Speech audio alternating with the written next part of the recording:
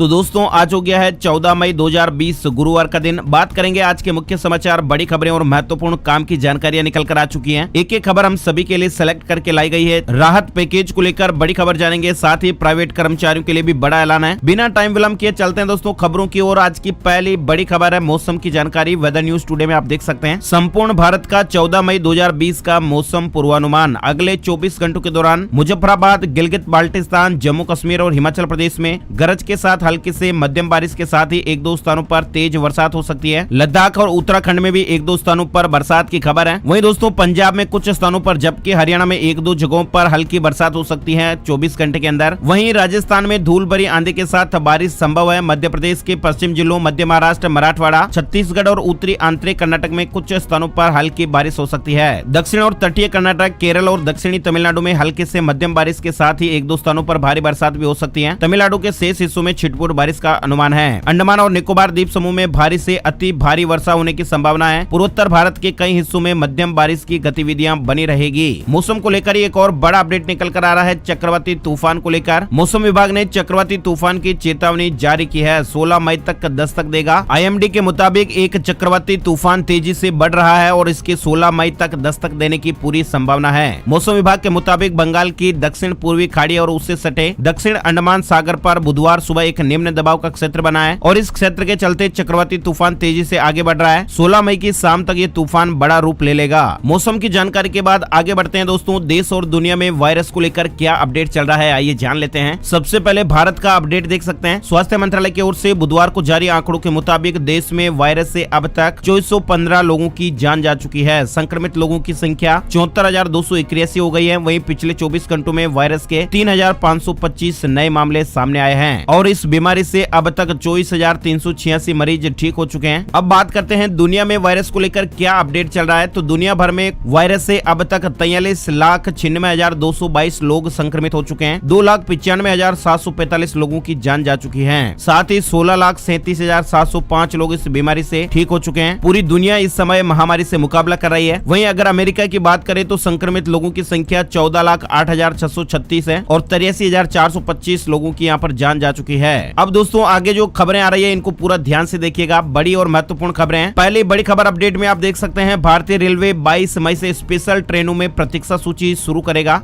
Mail, express और कुर्सी यान सेवा जल्दी फिर से शुरू करने की संभावना का संकेत देते हुए रेलवे बोर्ड ने बुधवार को न केवल अपनी वर्तमान विशेष ट्रेनों बल्कि आगामी सभी ट्रेनों में यात्रा के लिए 22 मई से प्रतीक्षा सूची प्रावधान शुरू करने संबंधी आदेश जारी किए हैं। आपको बता दें वर्तमान विशेष ट्रेनों में केवल पक्के टिकट बुक किए जा रहे हैं। वहीं दोस्तों इन विशेष ट्रेनों में अब 22 मई से शुरू हो रही यात्राओं के लिए 15 मई से टिकटों की बुकिंग में प्रतीक्षा सूची में टिकट बुक कराने का प्रावधान होगा। हालांकि रेलवे ने इन ट्रेनों में प्रतीक्षा सूची की सीमा AC 3 टायर के लिए 100, AC 2 टायर के लिए 50, स्लीपर क्लास के लिए 200 और चेयर कार के लिए 100 और फर्स्ट AC और एग्जीक्यूटिव क्लास के लिए 20 सीटें तय की हैं वेटिंग के लिए, आप देख सकते हैं। वहीं अगले बड़ी खबर अपडेट की बात करते हैं। अब 7 दिन के अंदर हो सकता है छोटे उद्यमियों की समस्याओं का समाधान। MSME मंत्रालय ने चैंपियन नाम का एक पोर्टल लॉन्च किया है, वेबसाइट लॉन्च की है, आप देख सकते हैं। सूक्ष्म, लघु और मध्यम उद्यम मंत्रालय ने मंगलवार को चैंपियन पोर्टल शुरू करने का ऐलान किया और ये पोर्टल MSME की मदद करेगा, यानी उनकी शिकायतों को सुलझाने, प्रोत्साहित करने और मदद करने के लिए बनाया गया है और इस वेबसाइट के जरिए शिकायतों का समाधान 7 दिन के भीतर किया जाएगा। इसकी वेबसाइट आप देख सकते हैं www.champions.gov.in है। वहीं बड़ी खबर है वोकल फॉर लोकल। गृह मंत्रालय ने फैसला लिया है पैरामिलिट्री फोर्स के कैंटीनों में 1 जून से बेचे जाएंगे केवल और केवल स्वदेशी प्रोडक्ट।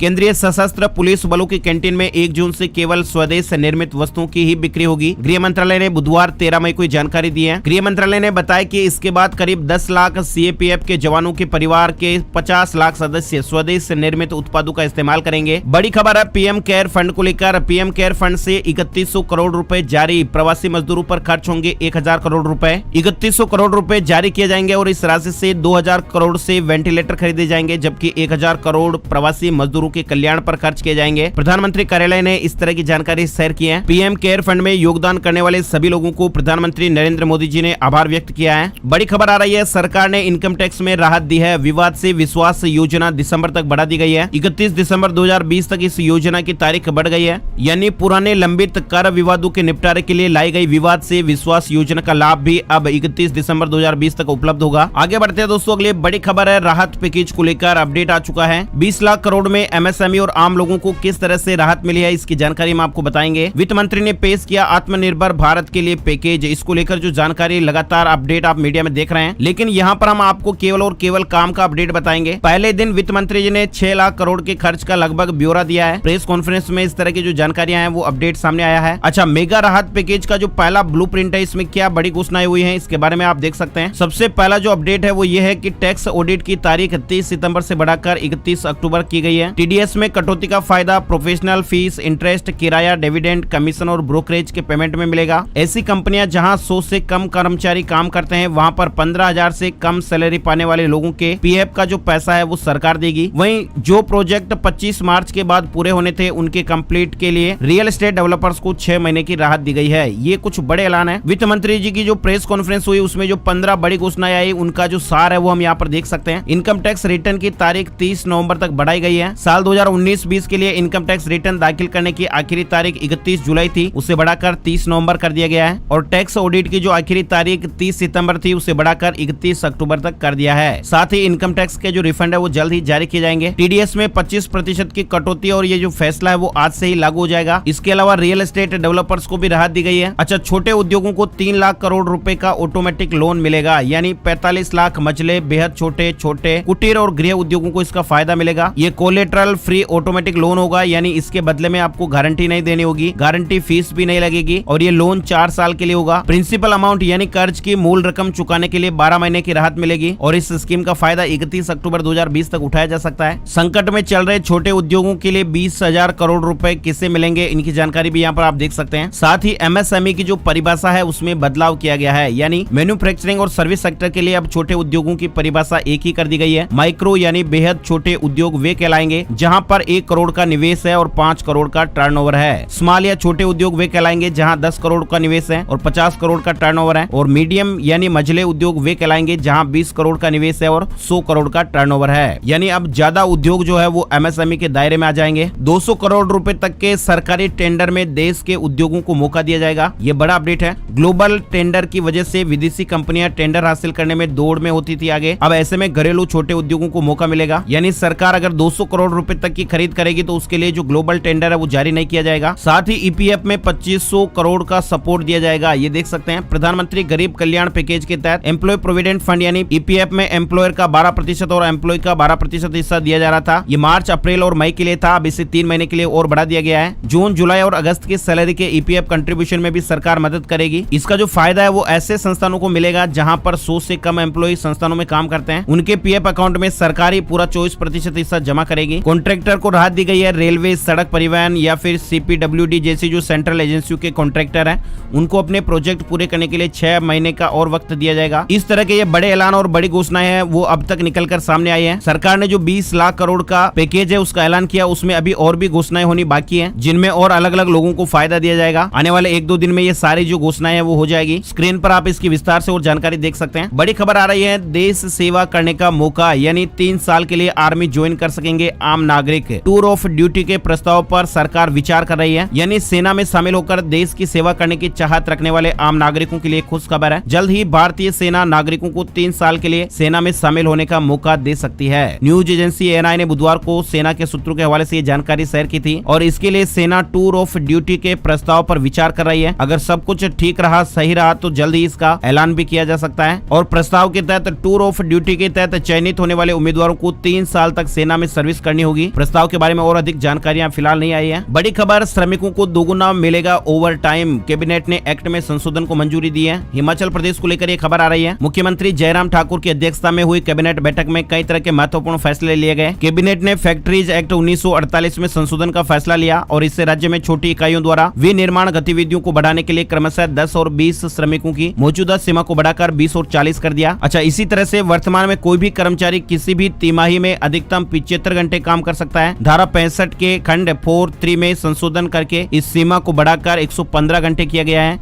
यानी श्रमिकों को ओवर टाइम का भुगतान साधारण मजदूरी की दर से दोगुना देना होगा ताकि उन्हें कमाने के अधिक अवसर मिल सके। वहीं दोस्तों, बड़ी खबर है टेक्नोलॉजी जगत की, अब 25 कमेंट एक साथ डिलीट कर सकेंगे इंस्टाग्राम यूजर्स। साइबर बुलिंग जैसी समस्याओं से निपटने के लिए फोटो शेयरिंग ऐप इंस्टाग्राम ने कई फीचर अपडेट किए हैं। सबसे मेन फीचर है वो अपडेट आप देख सकते हैं, डिलीट कमेंट इन बल्क, यानी इस फीचर के जरिए यूजर एक साथ लगभग 25 कमेंट डिलीट कर पाएंगे। और भी जो फीचर्स है उनकी जानकारी आपको यहाँ पर दिखाई गई है। ब्लॉक कमेंट्स और अकाउंट्स यूजर चुन सकेगा कि उसे कौन टैग कर सके। इसके अलावा पिन कमेंट में भी अपडेट आप देख सकते हैं। अगली बड़ी खबर, प्राइवेट अस्पताल, क्लिनिक, नर्सिंग होम खुलेंगे, केंद्र सरकार ने दी अनुमति। केंद्र सरकार ने पूरे देश में प्राइवेट अस्पतालों, क्लिनिक और नर्सिंग होम्स को खोलने की अनुमति दी है। इसकी जानकारी केंद्र सरकार के वकील सत्यपाल जैन ने पंजाब हरियाणा हाईकोर्ट में एक सुनवाई के दौरान दी। इतना ही नहीं, केंद्र सरकार के आदेशों के मुताबिक इन प्राइवेट नर्सिंग होम, अस्पतालों और क्लिनिक में काम करने वाले स्टाफ को भी इंटर स्टेट ट्रेवल करने से नहीं रोका जाएगा। जानकारी आप देख सकते हैं। बड़ी खबर आ रही है, रियलमी एक साथ लॉन्च करने वाली है 8 नए प्रोडक्ट्स। 25 मई को आयोजित होगा इवेंट। स्मार्टफोन निर्माता कंपनी ने रियलमी ने हाल ही में भारतीय बाजार में अपनी नई सीरीज के तहत नार्जो 10 और नार्जो 10A को लॉन्च किया था। कंपनी फिटनेस को पहले ही लॉन्च कर चुकी है। अब रियलमी स्मार्ट बैंड और टीवी समेत अन्य सेगमेंट में भी पहचान बनाने की तैयारी की जा रही है। खबर है कि 25 मई को चीन में एक इवेंट का आयोजन किया जाएगा और इस इवेंट में रियलमी एक साथ 8 नए प्रोडक्ट लॉन्च करेगी। अगली बड़ी खबर आ रही है, वायरस संकट के बीच अब एक पौधे से ब्रिटेन में दहशत पैदा हुई है। संपर्क में आने से चली जाती है आंखों की रोशनी। पौधे का नाम होगवीड बताया जा रहा है। ब्रिटेन को लेकर ये खबर है। ब्रिटेन में आजकल एक